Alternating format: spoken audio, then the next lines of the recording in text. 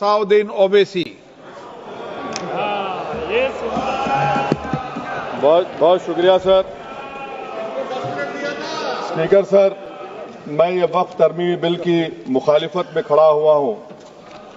किसी एक शायर ने बड़ा अच्छा कहा था, जब भी ज़मीर और ज़र्फ का सौदा हो दोस्तों, जब भी ज़मीर और ज़र्फ का सौदा हो दोस्तों, कायम रहो हुसैन के इनकार की तरह। सर, ये वक्फ तरमीमी बिल भारत के गयूर मुसलमानों के ईमान पर, इबादत पर एक हमला है। नरेंद्र मोदी की हुकूमत ने इस मुल्क की सबसे बड़ी अक़लियत के खिलाफ एक ऐलान जंग कर दिया, और ये जंग ना सिर्फ मेरे जिस्म पर है, बल्कि मेरी आज़ादी पर, मेरी समाजी और माशी मार्जिनलाइजेशन पर है, मेरी शहरियत पर है, मेरे मदरसे, मस्जिदों, खानखाहों को और दरगाहों को निशाना बनाया जा रहा है। और ये हुकूमत सच्चाई को नहीं बयान कर रही है कि ये तरमीमी बिल से मुसलमानों का तहफ़्फ़ुज़, तरक्की और गुर्बत का खात्मा होगा। ये सरासर झूठ है। सर, अगर आप आइन के आर्टिकल 14 को देखेंगे तो उसमें लिखा हुआ है इक्वल प्रोटेक्शन। अब आप देख लीजिए सर कि हिंदू, सिख और जैन को और बौद्ध को उनके एंडोमेंट में तहफ़्फ़ुज़ मिलेगा, क्योंकि उनका एंडोमेंट बाय यूजर बरकरार है और उनका एडमिनिस्ट्रेशन उनके हाथ में होगा। कि गैर हिंदू या गैर उनके मजहब का आदमी दान भी दे सकता है उनके लिए, और एंडोमेंट बोर्ड का तहफ़्फ़ुज़ भी मिलेगा, क्योंकि उसके ऊपर ओवरराइडिंग क्लॉज अप्लाई नहीं होगा, लिमिटेशन का कानून उस पर अप्लाई नहीं होगा।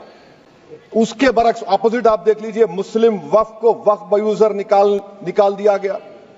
एक मुस्लिम वक्फ की जायदाद पर कब्जा होगा, लिमिटेशन लगेगा, तो जो एनक्रोचर है, जो खाबिज है, वो रातों रात मालिक बन जाएगा और एक गैर मुस्लिम वक्फ बोर्ड को एडमिनिस्टर करेगा। ये आर्टिकल 14 के इक्वल प्रोटेक्शन का वायलेशन। अब आर्टिकल 14 में सर इक्वालिटी बिफोर लॉ भी है, और उसका कैसा वायलेशन हो रहा है कि कोई आर्बिट्ररी स्टेप नहीं ले सकता, और कोई भी ऑफिशियल किसी भी तरीके से गलत आर्बिट्ररी फैसला नहीं लगा। यहां पर आप एक डेजिग्नेटेड ऑफिसर को रखकर वो फैसला लेगा कि ये जायदाद वक्फ की है, गवर्नमेंट की है।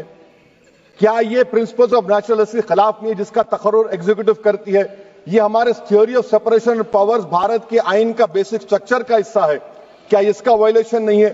सर, आर्टिकल 25 का वायलेशन कैसे है कि आप मुसलमानों से वक्फ बाय यूजर छीन रहे हैं और फिर आप कर्ब कर रहे हैं वक्फ वाल औलाद को, मगर वहीं पर दूसरे धर्म के मानने वालों को उनके मजहब पर चलने की पूरी इजाजत है।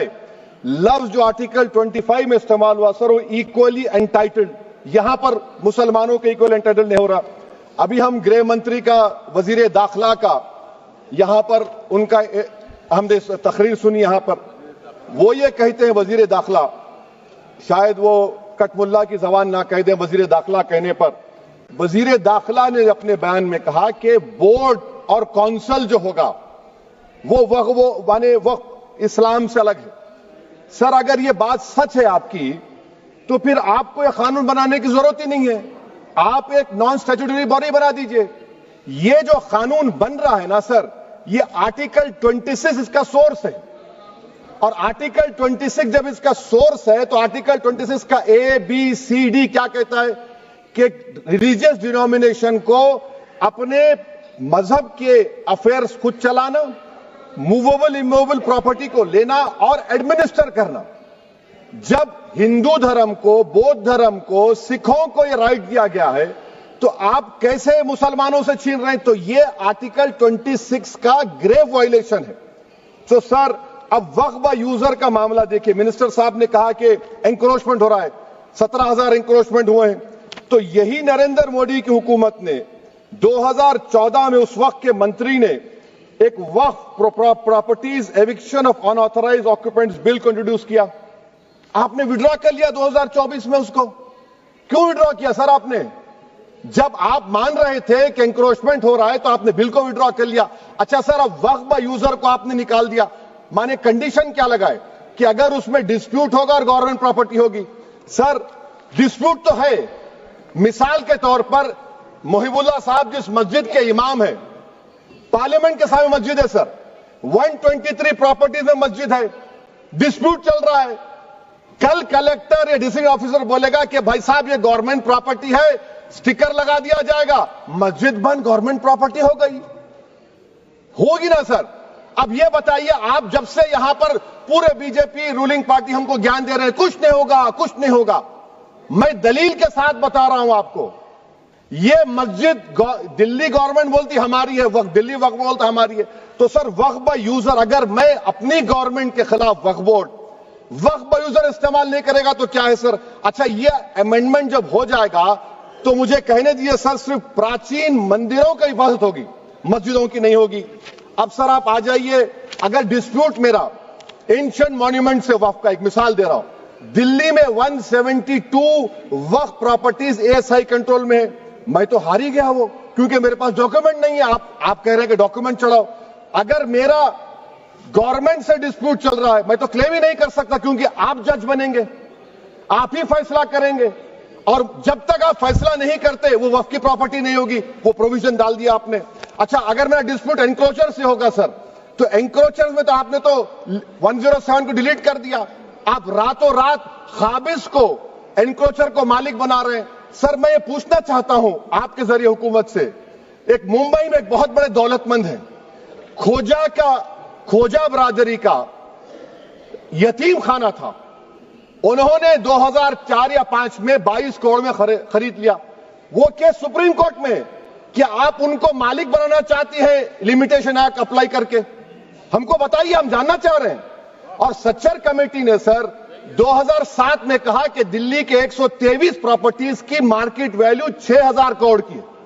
आज हम 2025 में आ गए, क्यों आप उन प्रॉपर्टीज के खिलाफ पड़े हुए? 1976 में उस वक्त के वजीर आजम इंदिरा गांधी लेटर लिखा, इसको आप दे दीजिए, मगर आप उसको मानने को तैयार नहीं है। तो सर और एक जो झूठ फैलाया जा रहा है, management empowerment efficient development, sir this bill takes any management from the hands of Muslims, disempowers the Waqf in comparison to any other stakeholder, takes away the efficiency of administration and hampers development. Waqf disempowerment in the name of efficiency, inefficiency is being created. The progress of development from pre-independence till today is sought to be destroyed. Sir अभी हमारे home minister साहब ने फजल पुकाया case का जिक्र किया। Sir मैं आपसे गुजारिश करूंगा कि होम मिनिस्टर जरा अच्छे लोगों को रखकर इंफॉर्मेशन ले, फजल पुकाया का ऑबिटर क्या है? इट इज ऑबिटर, वो रेशो डेसिडेंडाई नहीं है जो आपने कहा है। अच्छा सर, शेड्यूल ट्राइब के बारे में कहा, क्या शेड्यूल ट्राइब में मुसलमान नहीं होते? शेड्यूल कास्ट में नहीं होता मुसलमान, शेड्यूल ट्राइब में मुसलमान होता तो क्या आर्टिकल 25 मेरा चला गया, आर्टिकल 26 चला गया, आर्टिकल 14 चला गया, 15 चला गया, 29 चला गया? लक्षद्वीप का एक मुसलमान एमपी है, क्या उसको राइट नहीं है क्योंकि ट्राइबल है? क्या कह रहे हैं आप? इस ऐवान को क्यों गुमराह कर रहे हैं आप शेड्यूल ट्राइब के नाम पर? सर और एक चीज जो आपको बता रहा हूं सर, अब आप जब आर्टिकल 26 से मेरा सोर्स है, तो आप सेंट्रल वक्फ काउंसिल में 22 में से 11 आप नॉन मुस्लिम को बना सकते हैं, रिलीजन न्यूट्रल आपने कह दिया, और आप बनाएंगे, क्यों बनाएंगे आप? स्टेट वक्फ बोर्ड में 7 नॉन मुस्लिम होंगे और 4 मुसलमान, क्यों होंगे? क्योंकि आप लॉ में 95 में डायरेक्ट मैनेजमेंट में ले सकते हैं 5 साल के लिए। आप वक्फ बाय यूजर को आप कलेक्टर डिस्ट्रिक्ट ऑफिसर बोलेगा ये वक्फ की प्रॉपर्टी नहीं है, तो वो वक्फ बोर्ड खामोश बैठ जाएगा, कुछ एक्शन ही नहीं लेगा, क्योंकि वो आपके प्यादे हैं।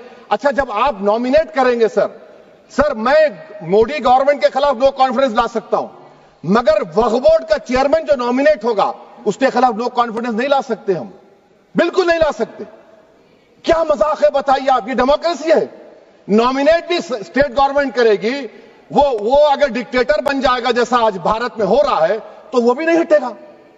कम से कम यहां पर तो इलेक्शन है, वहां पर तो आप 5 साल झेलते रहो उसको। अच्छा सर, अब ये जो क्लॉज 11 और क्लॉज 9 आप 16AA से देखिए, where the qualification of the members of the board has been limited only to 3 categories contained in 14(1)(c).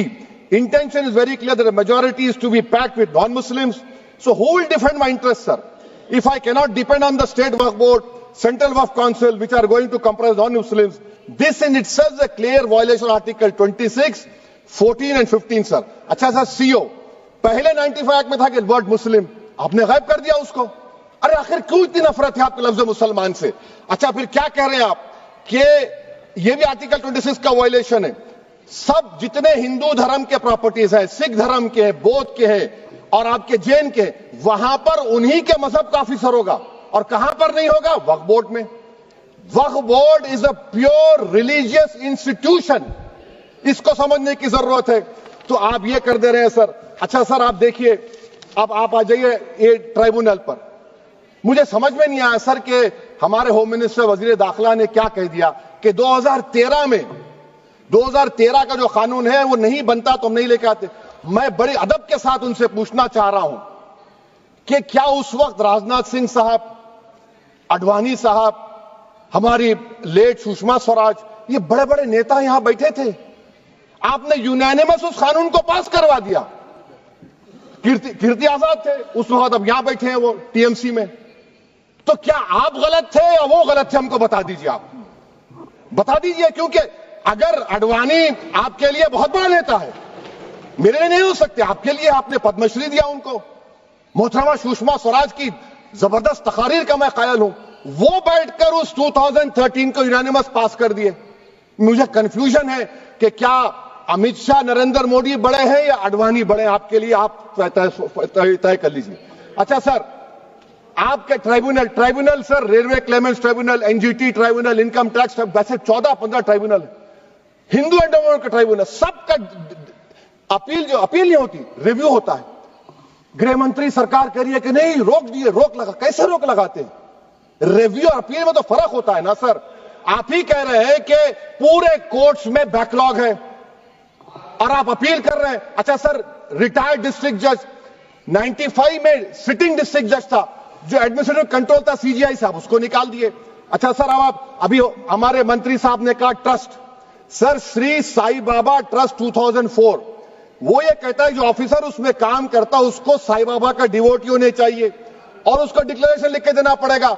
यहां पर हो रहा तो यहां पर क्यों नहीं हो रहा? अच्छा सर, आप फिर देख लीजिए, ये आपका हो गया सर। हां, अब अमित शाह साहब ने सेक्शन 2A के बारे में कहा और उन्होंने इस बात का इकरार कर लिया कि दाऊदी बोहरा के लिए यह बनाया गया है।